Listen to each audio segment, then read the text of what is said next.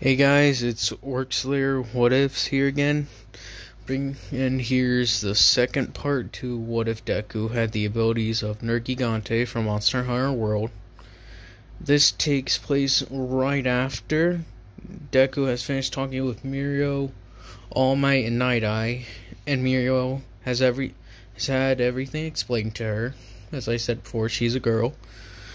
And this is he actually asked Muriel some questions about UA, like how they train, where they eat, where some of the classes are, and more, like I said before, more importantly, how they train.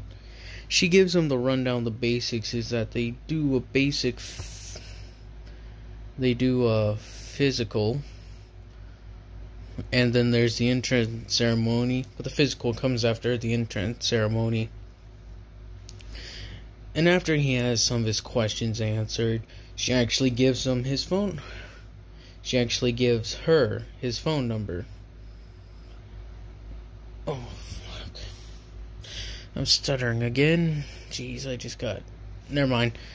She gives him her phone number, just in case he needs any help with anything else.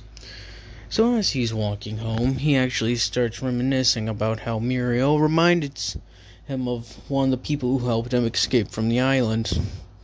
Now their bubbly and cheery personality, sort of made Deku happy.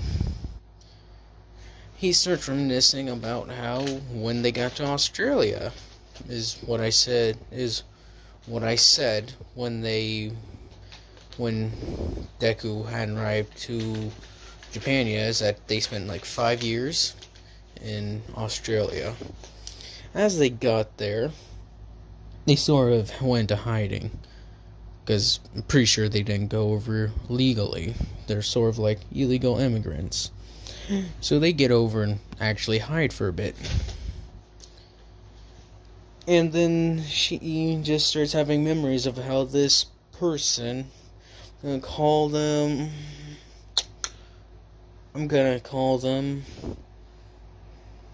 Jackie. Yeah, Jackie. He was actually a very nice guy. He was actually a very nice guy. Like I said, same personality as Mirio. Very bubbly, happy, and cheery, and always wanting to make everyone smile. He's probably he's the main reason why everyone stayed together for as long as they did. But since Deku's like a little kid, he does get out every now and then to, just play like a kid. So one day he is actually found by Australian authorities, and, they sort of try to get to talk to him, but he just ends up running away. Because I'll say that some of these guys, he says, have a similar scent to the guards of the little gladiator pits that he was sent to before he escaped with his little group and Jackie. So as he's running, where they're hiding out, he thinks he has lost them. But in truth, they've just waited until they thought he was gone and called in for reinforcements. Now I'll say some of the companies do have their hands in some other places. So when they recognize some of the characteristics they described a kid as, they immediately send some of their guys to try to, as some would say, retrieve the assets.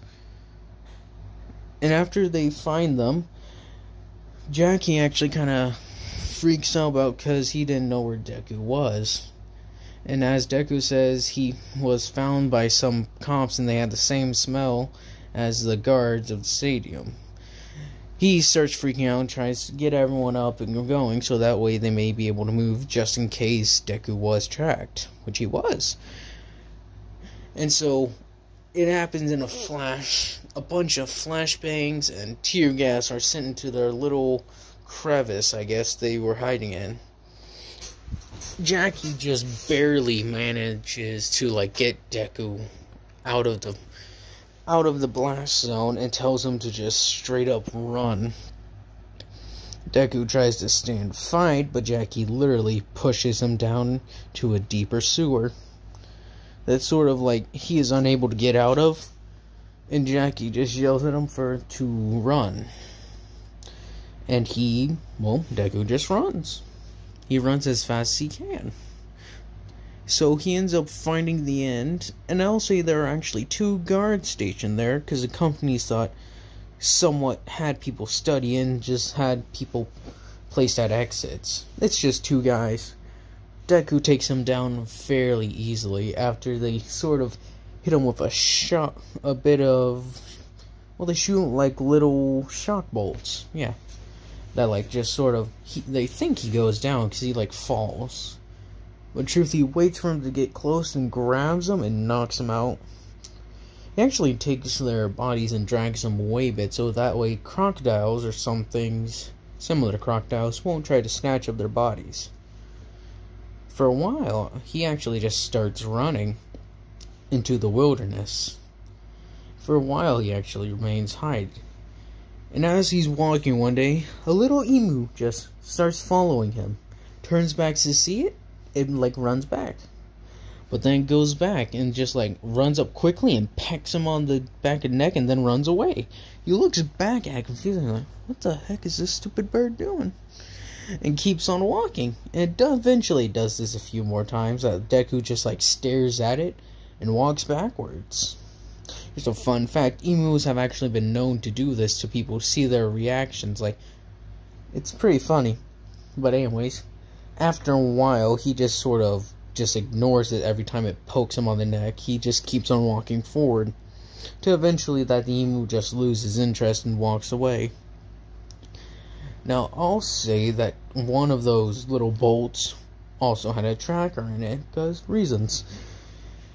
And that eventually, like in Jurassic Park Lost World, people just like jump over in like a little buggy and just start harassing him.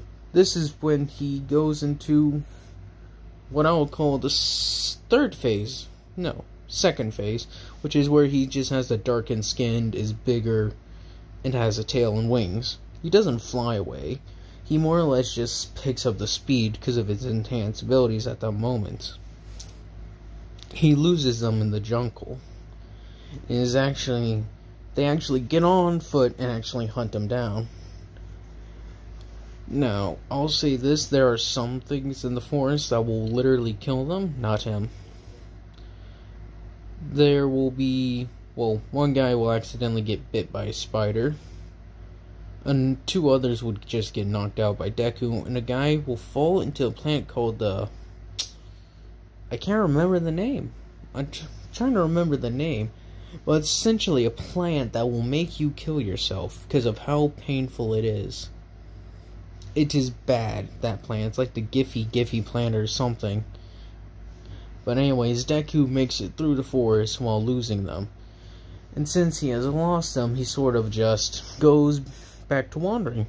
Eventually he finds another town and just hides low. And that is also when he comes across another fight pit. Instead, they're more free, so he's kind of running low on cash and money.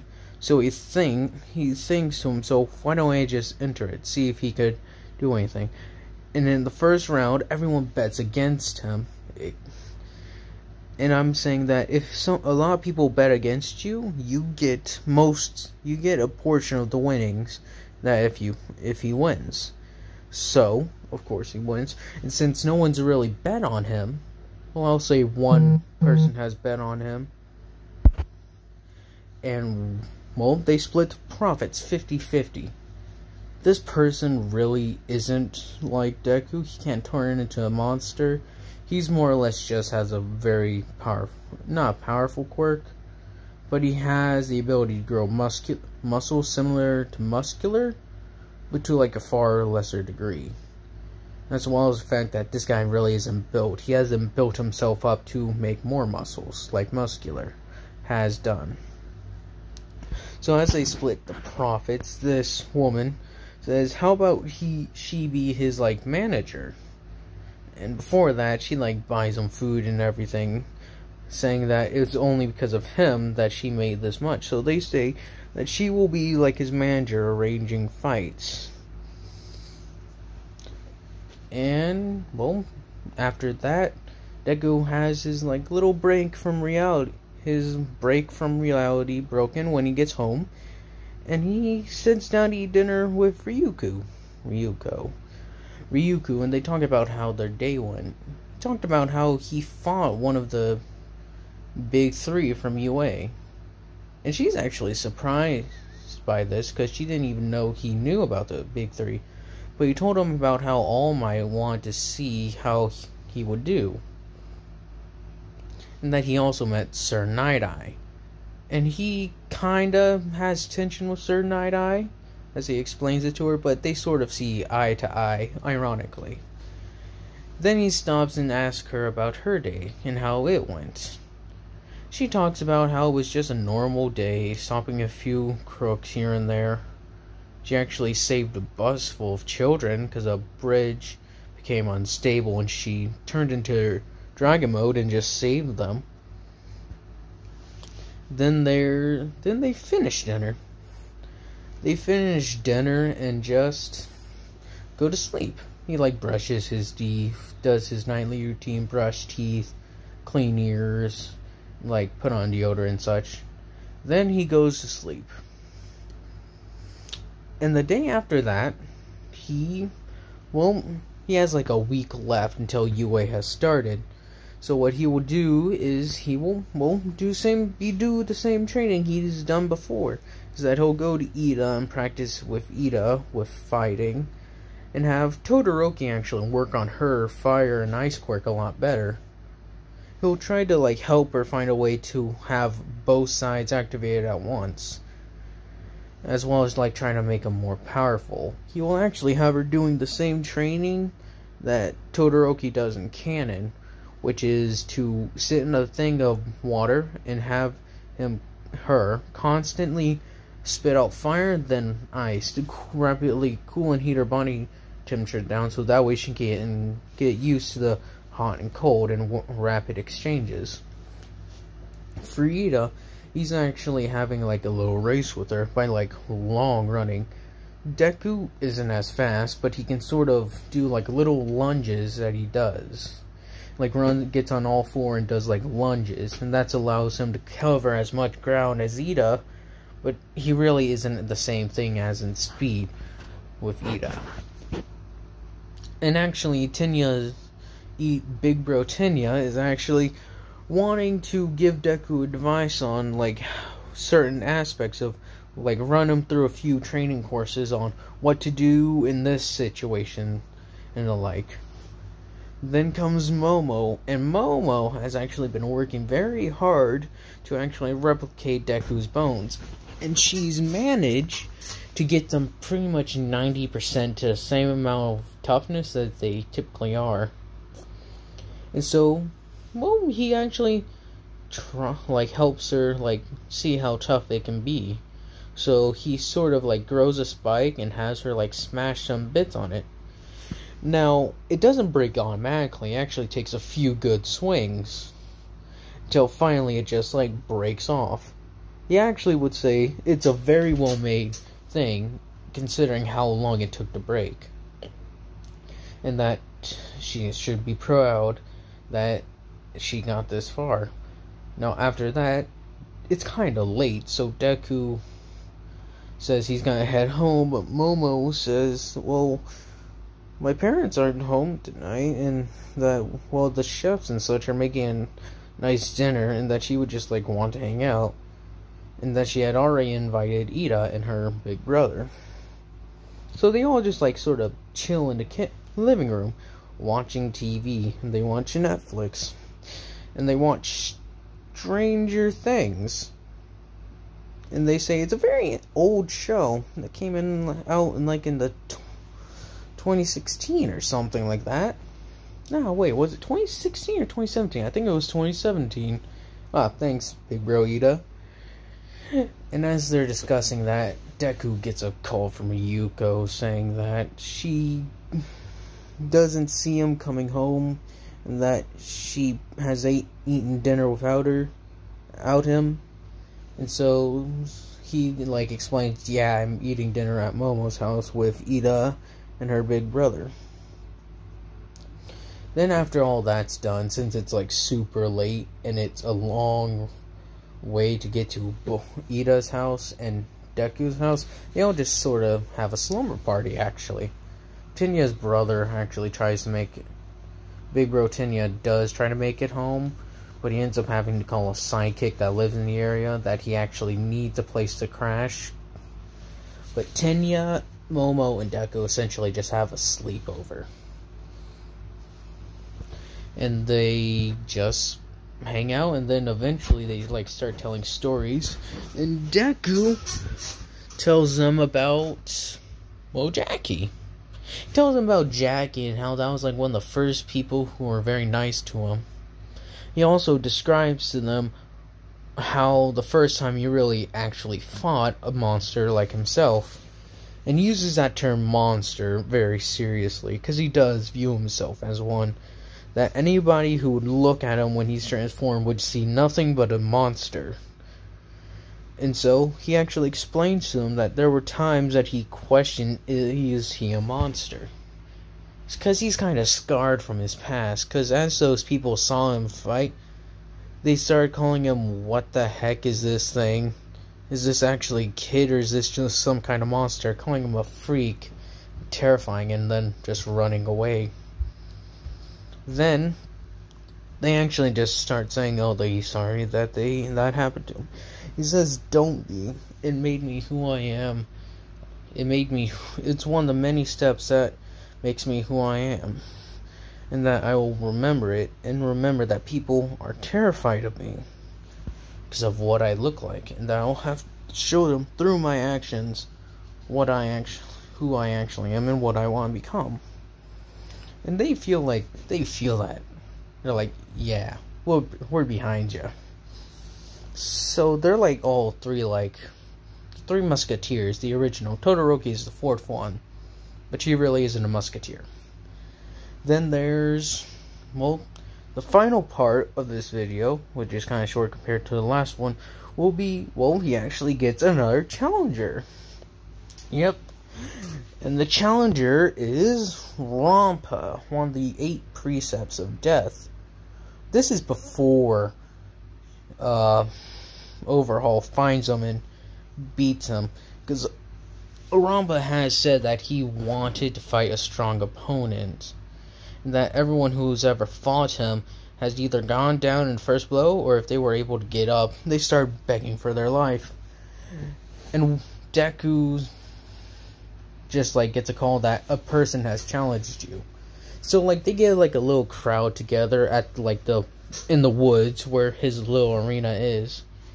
And so the little crowd there and the announcer start announcing the people who are coming. The undefeated champion, Deku, or Nerrgegante. And then there's Rampa, the undefeated champion of unlicensed MMA. And they are allowed to use their abilities in this. Deku won't go all out just yet, because he likes to build up. Like, if he sees Rampa as being, he needs to be serious when it comes to Rampa, because there's been a few guys who've challenged him. Excuse me, I just burped. Who challenged him, and they weren't really that big of a deal. Just like street punks wanting to prove something. Rampa, though, is actually an experienced fighter, and is actually very good at fighting. He's able to throw out powerful punches because of his quirk strong arm, and he's able to rotate his shoulders, I'm pretty sure. And that allows him to throw punch after punch, and powerful punches at that. They are allowed to use, like, quirk gear and such. So Rampa has his little gauntlets that help with him hitting harder. So as this starts, Deku goes into stage 2, which is him having the tail, the giant wings, and a pair of horns. And he also starts growing some spikes around his hand to, like, make a gauntlet, sort of. So as it goes like, on your mark, get set, go! They both just... Deku doesn't go in flurry of punches. He actually runs up and starts tanking Rampa's punches.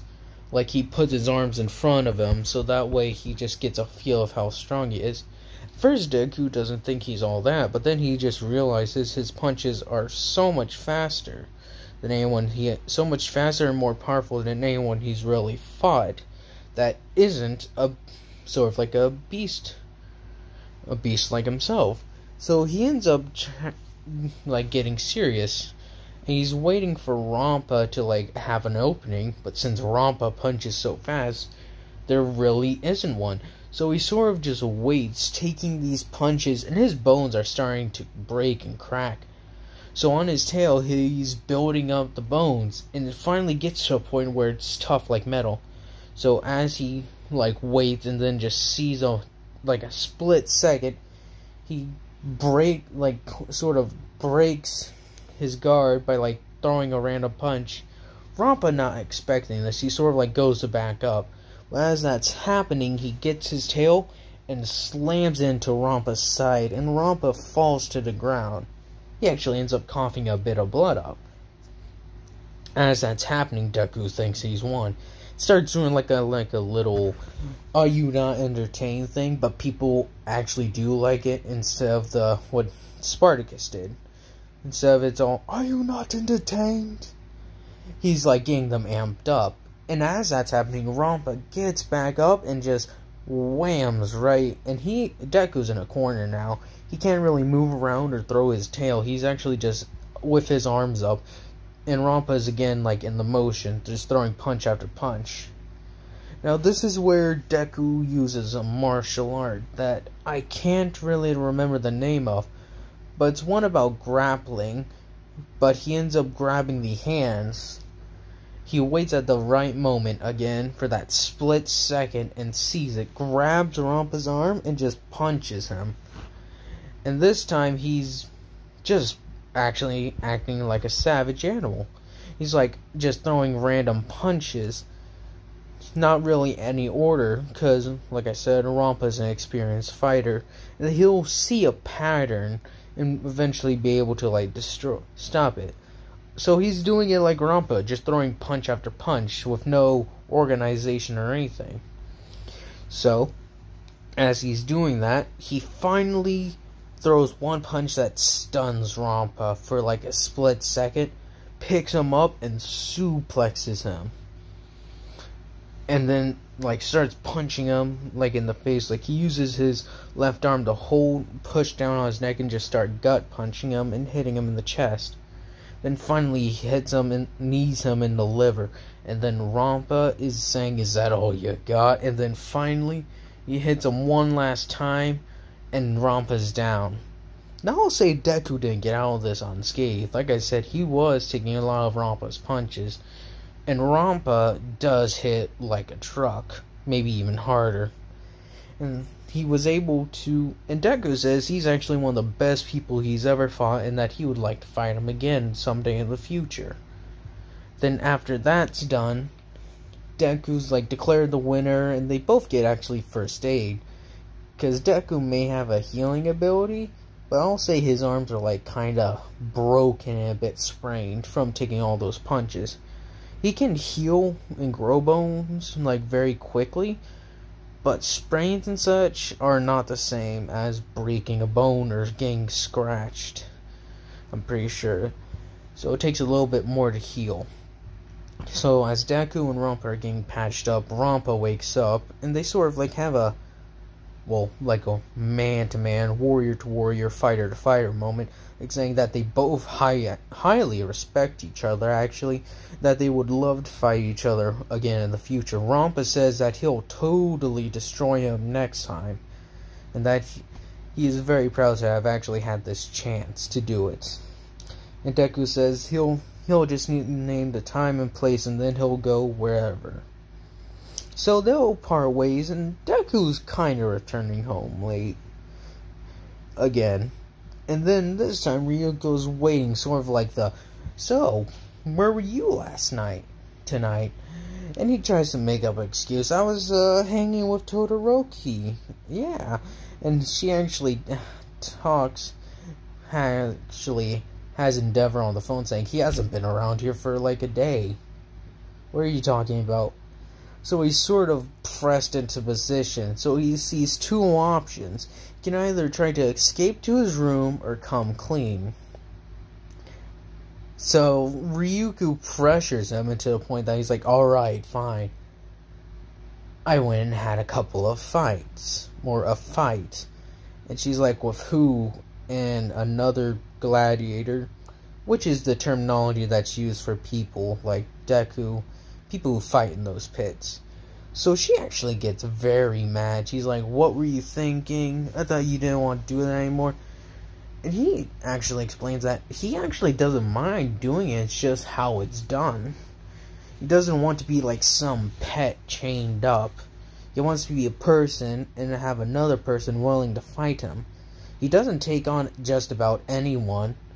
He fights people who actually have somewhat skill and won't be taken down instantly most of the time. So after having their like brief argument, she actually says, alright, just stay safe and I love you, kisses him on cheek and goes back up to bed. He does the same thing. He gets like, he checks out his arms to make sure nothing's too broken and bruised, but they're doing relatively fine. They just hurt kind of, cause Rampa sort of sent shockwaves, not shockwaves, but vibrated his bones to the point that they feel like they're still shaking. And so what will happen is that Deku goes to sleep after he does his like brush his teeth, puts on deodorant, and just goes to sleep. Then after that, he has a dream, another dream. This is actually another one of his fights, like being with his manager, explaining that the person that he's fighting is actually a highly skilled monster like himself. The monster he is fighting is actually what is known as a what's her name? A Legiana. And Legianas are ice monsters. They make a high-pitched frequency sound that sound like a woman screaming, and they use the wind and ice to like sort of give you a frostbite and the like. So as Deku's going like into the match, they just, instead of taking it, he takes it slow like he usually does, see how they fight. This person doesn't wait. They just go full monster and just start flying at him. Just in, out, same way that Ryuko fights, sort of. But instead of just not physical attacks, Deku's getting frostbite. And so he ends up just getting fed up with this whole, like, trying to tear him down bit by bit. And the person's just, like, sort of mocking him, saying he's gonna enjoy slowly freezing him till he falls apart like cheap ice. So Deku actually gets mad at this, grows a spike and rips it out and throws it like a javelin. This actually hits the guy in the wing, so he actually goes down for like a couple of seconds. But that amount of time is enough for Deku to get on him and just start kneeing him, punching him. He's actually kind of using his claws and teeth for this, because this guy made him mad. Not to a point of berserker mad, but he's to a point that he's kind of seeing red, but not quite. And to the point that he's, this person's like out for the count. He has several broken bones, and that they sort of he fell unconscious so fast that he's not changing back.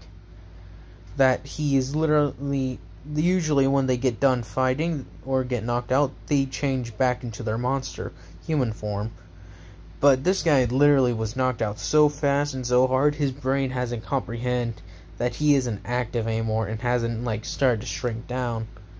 And Deku and his manager, well, they get their cut. And actually it's quite a bit less, because Deku, this is like, he's had 5 fights with this manager now. Like, she has, like, gotten him into 5 fights now. And so they just sort of do their thing. They go out and get food.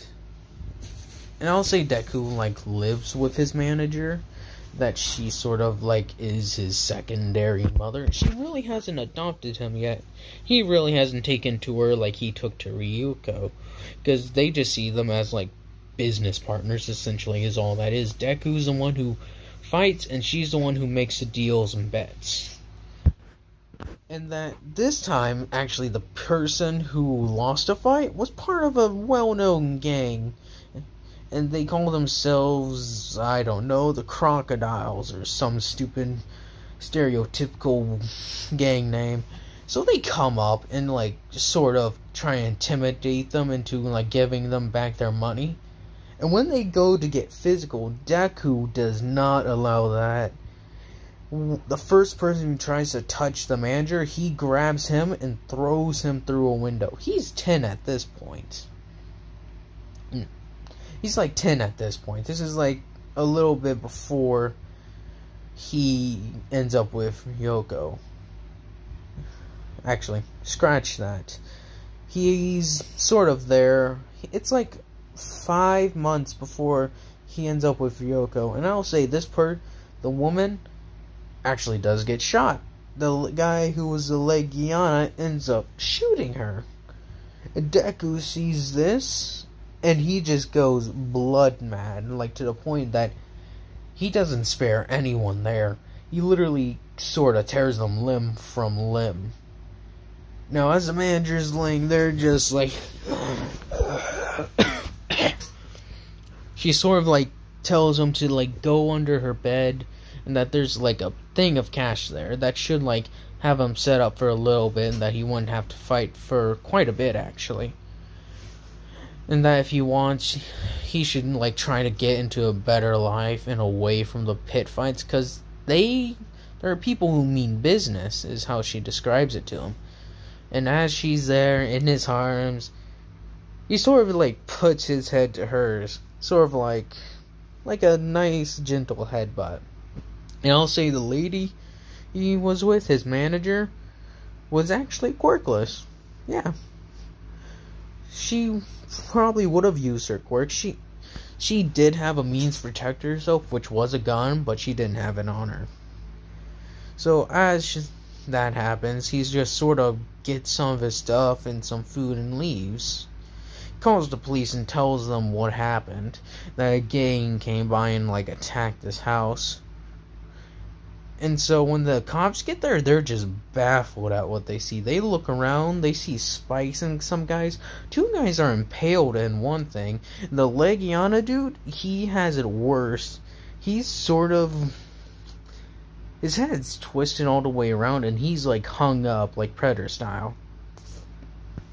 The lady, though, is like nicely put under a white sheet, respectfully. Like, sort of how you see in the movies. They're under a white sheet, flat on their back, and with a white sheet over. And on it, it's like a note saying, "I couldn't protect her."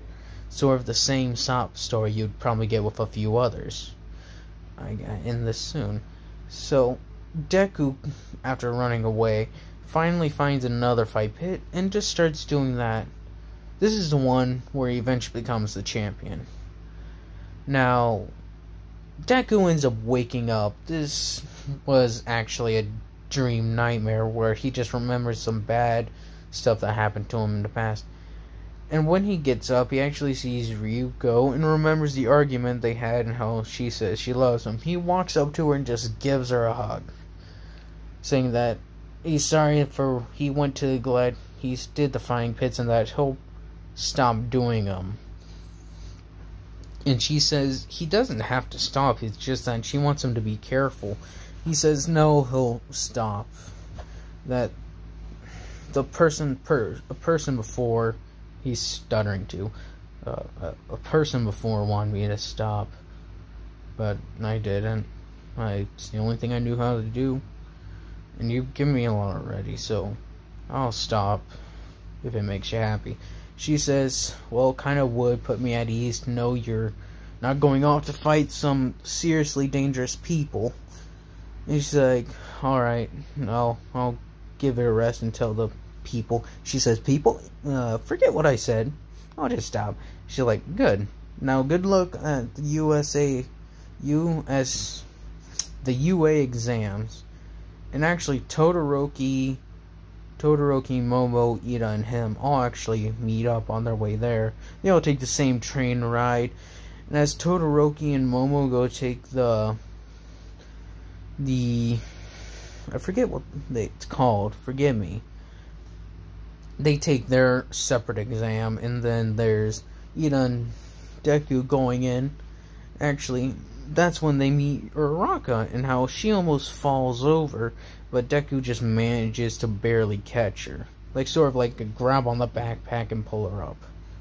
That's also when they see Bakugo, which some guy said before that I'll make it clear, Bakugo is a chick. Because like I said, women are ones with mostly quirks, but it is uncommon for guys to have quirks, but a majority of them do. She says that she didn't need his help, and that he says, "Is this about your pride?